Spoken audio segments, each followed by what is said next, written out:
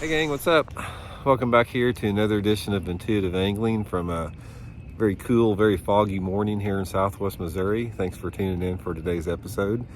And guys, I am freaking pissed. I'm not gonna lie about it. I'm not happy about the situation. I'm gonna show you guys what's going on here, and just wanted to put it out there because anytime that something like this happens, I want to bring it to your awareness. You guys know that I talk a lot about loss of wildlife habitat across the country through development. Well, about last May, my family and I, we moved out here, sort of out in the country a little bit, away from Springfield, Missouri, out of town. And we did that, to try to escape the development and the noise and everything in the city.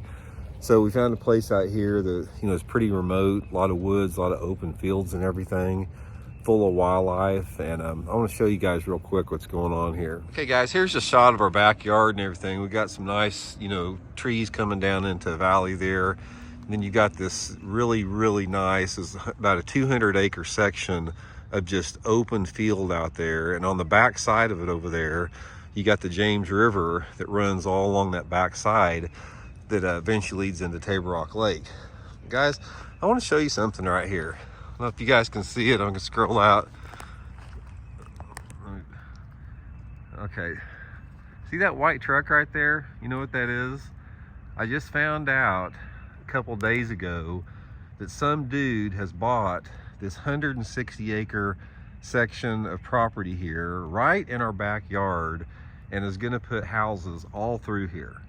Now guys, this right here, every single day up until that damn semi and the bulldozers came in there would be herds of deer out in this field, herds of deer and turkey, and they'd work their way over to our house over here, up to some feeders I had in there. And I'm gonna get off here and start talking. So anyway guys, what I was saying here is this super special, pasture behind us, 160 some acres, was a wildlife habitat. I'd see geese land out there.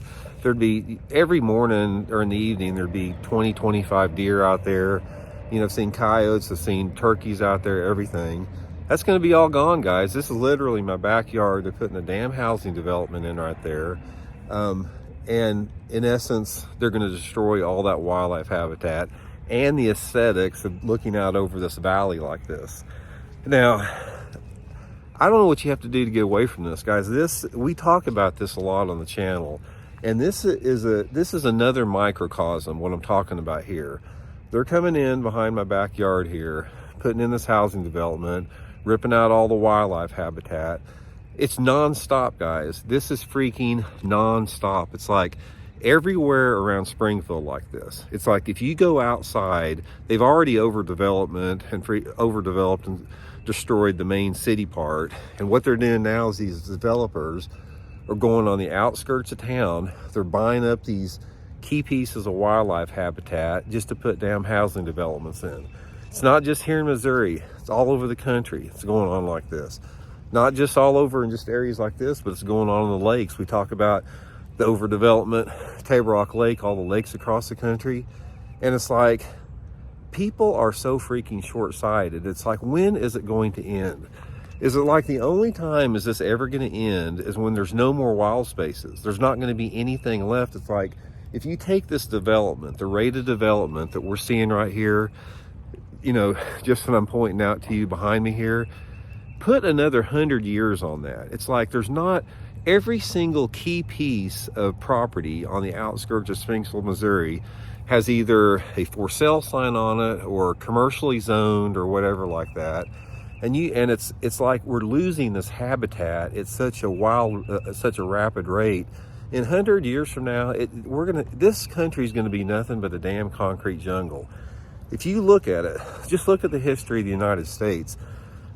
200 years ago, guys, which isn't that long. 200 years ago is not very far behind us. The United States was basically a wilderness from one end to the other, and look what we've done to it now.